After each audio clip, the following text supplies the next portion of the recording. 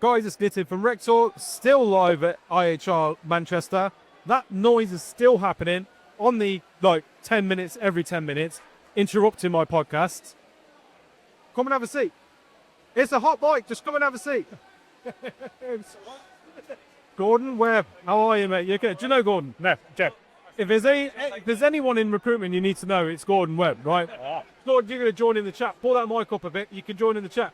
Guys, I've got Joe Watkins from Ai.r Recruit, another AI product in the recruitment space, and I'm going to give you some grief about it now, but tell me about Ai.r Recruit. Yeah, so our core product is around CV matching, so our CV Copilot. Applications have gone through the roof. Like Ashby released a stat recently, 300% in the last 3 years, and TA teams are burnt out. There's so many applications. It's not just on big companies, it's smaller companies too. There's a lady, a small media agency, 3,000 applicants for a handful of roles, and people are drowning. They need tools that actually work, that actually help them identify great candidates quickly, so they just to save the TAs and hiring managers, but also to give candidates a much better experience. So those great candidates, they can receive feedback quickly, they can be moved through the pipeline. What about the unsuccessful ones? Yeah, that's true. So you still need to be able to manage that process.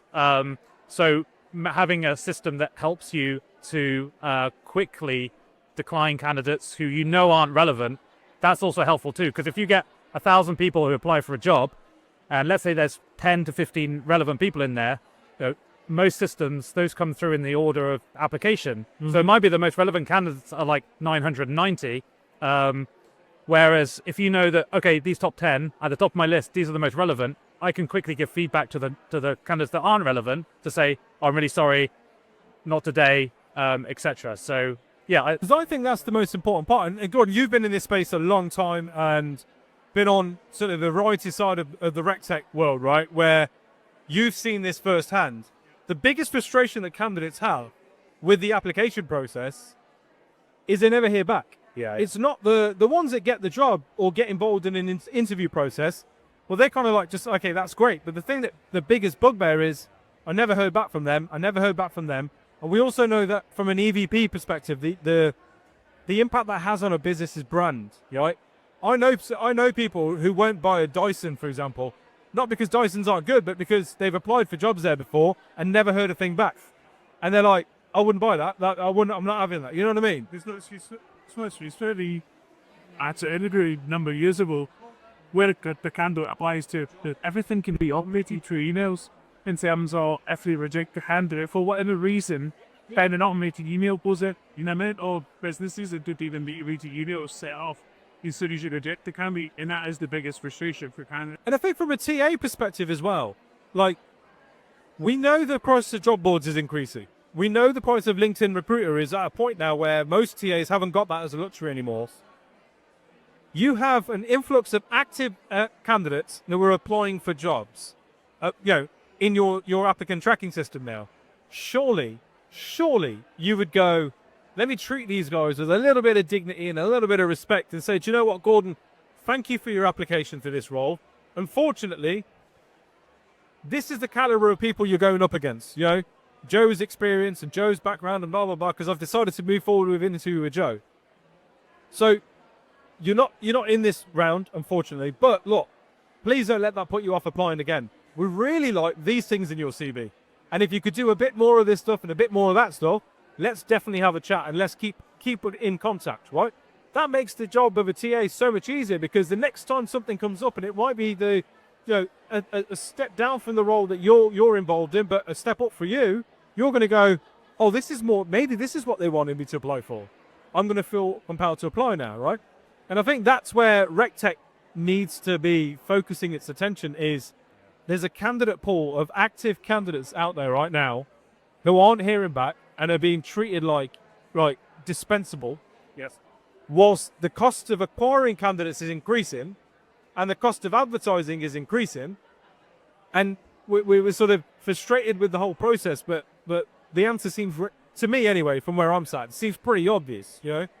So from your product's perspective, how important or how much emphasis have you guys put on that sort of personalised rejection piece? That's an approach. Just rejecting them isn't enough. Absolutely. So that's one of the next things on our roadmap, is because we also have our own passing tech, so we know why they're a match, why they're not a match. We know everything about their skills, their experience. So we can write a personalized thing to say you were great. What candidates are being included in the interview process. Yeah. So you've got a comparison, and the thing about AI is it's incredibly good at analysis and extraction of data and saying, hey, there's a trend here.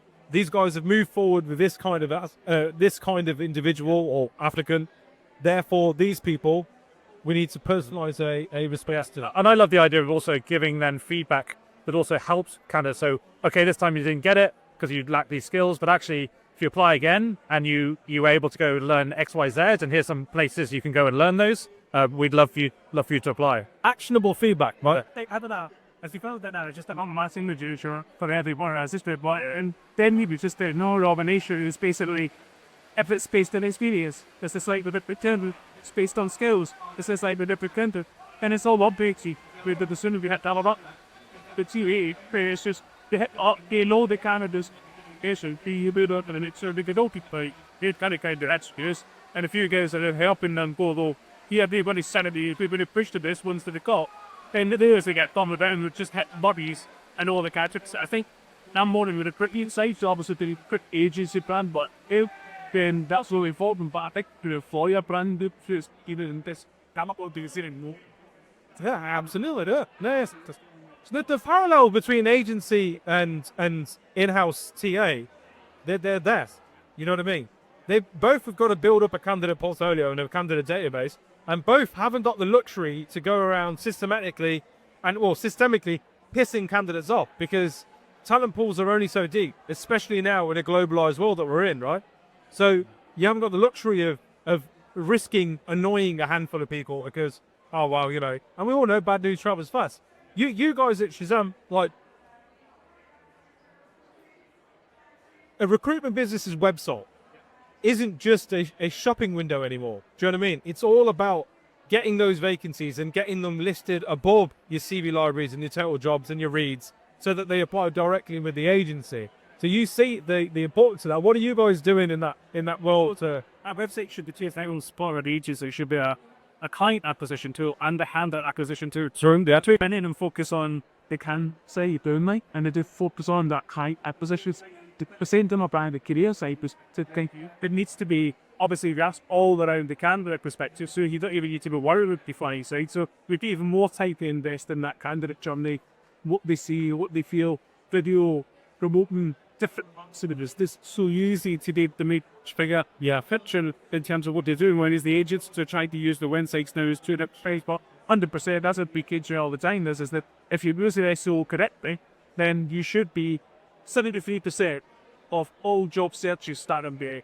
Yeah, so candidates don't go straight to job posts, they go to Google. Then from there, they're navigating their way through to you find the job, and then it's like what they're being presented with in terms of, and they're being forced to go to their job board to apply for that job board, or actually, is the agency or is the in-fact website #1 code here and apply for the 2 years. So getting those jobs out of business to try that step to do really grow.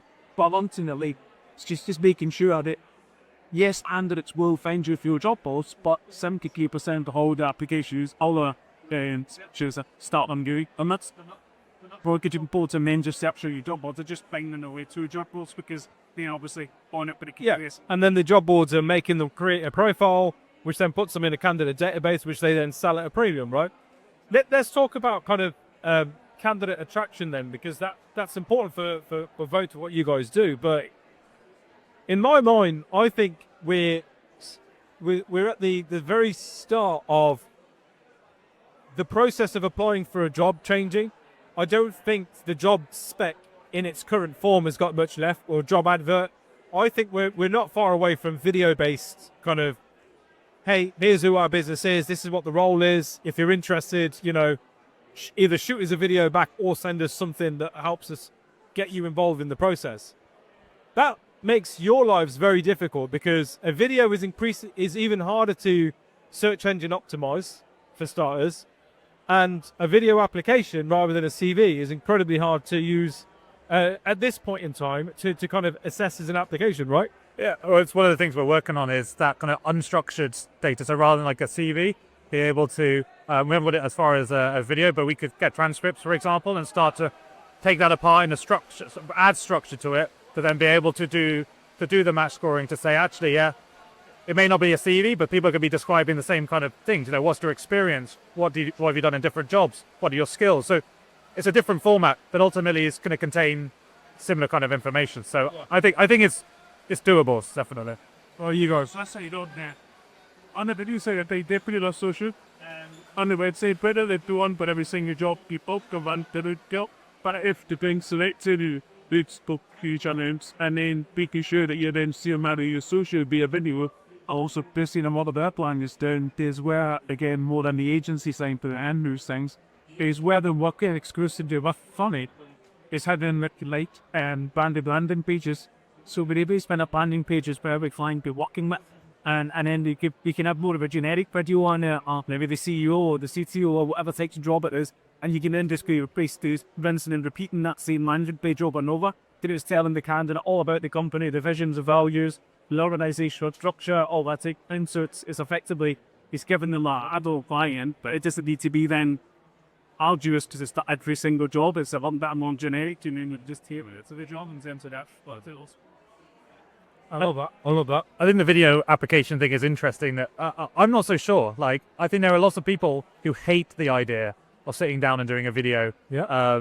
So I think, yeah, for some people it will work. So yeah, I think it'll be interesting to see how it evolves. I agree. The people out there don't want to, or aren't necessarily comfortable recording video. Absolutely agree. But on the flip side, in terms of how we consume data, most of us now have some form of scrolling video app, whether it's Facebook, whether it's Reels, whether it's YouTube Shorts, or TikTok, or anything else that's coming out next week, right?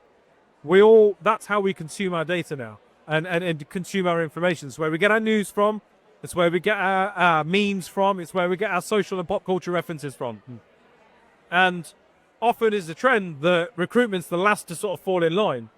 When you've got Ryanair focusing on making fun of and making funny videos instead of spending hundreds of thousands of pounds on advertising on ITV, and you've got Jet2 pushing adverts on every 10 scrolls on TikTok. Yeah, there's a trend happening out there in the real world, and it's only a matter of time before recruitment finally cottons on inside. Yeah.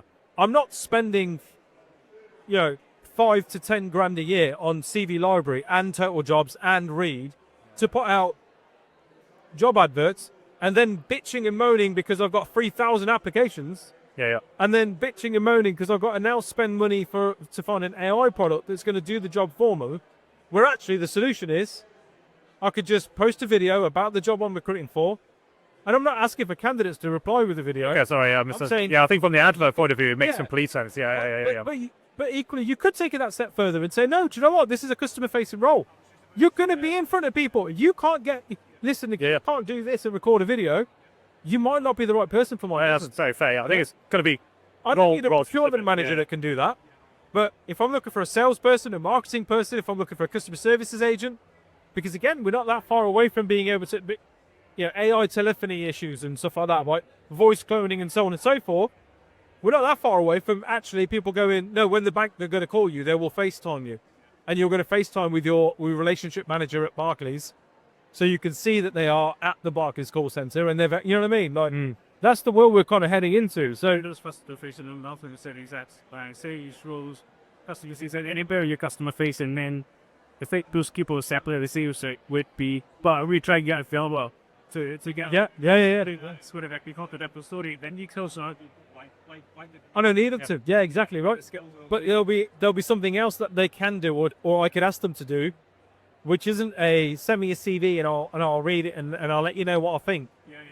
I could be like, you sound great, your profile looks good. I'm gonna send you a short task, have a little play with it, and send me something creative back. But that could work, right? Yeah.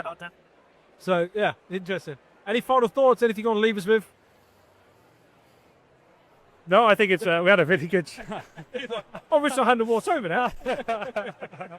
No, I think it's exciting. I think the world's changing. Agreed. And there's challenges. But I think in time, for time in technology, it's an exciting place to be. Loads of great ideas. I mean, there's loads of great vendors here. I think what really excites me is like the UK HR talent tech space. Like it's really thriving. You know, we speak to people all the time, and the stuff that's coming through is amazing. Exciting to be part of it. Good. No, I appreciate it.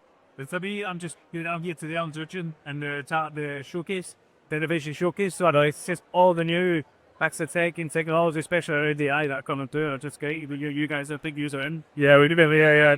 So I'm just moving much so we both that now. But for me, that's what I was just coming to see. What are the new bits of tech coming out within the QA space? Since AI is just changing everything. It's so quick to read now. It's just so many year up place. It's unrecognisable out there, isn't it? Yeah, it really is. Gentlemen, I appreciate you jumping on unprompted, especially you, Gordon, just grabbing you. Yeah. Always a pleasure seeing you. Got my IC in, so I didn't think we had one. Yeah, I'm everywhere, mate. You know me, I'm everywhere. Are you in there? You're not allowed in Firefish anymore, are you? Oh no, I passed it in good chance. Good. Are you there next week? Oh, On the team flight? The team? No. Are you back in Glasgow next week? No, it's up and everyone's well. I'm on the winner. Oh, yeah. But yeah. Fine. The only reason I ask is because I'm there for 3 days. So yeah, we could have got a few jars in. But, maybe another times. But gentlemen, honestly, appreciate it. Best of luck with today. Thank you, dude. To me, man. Oh.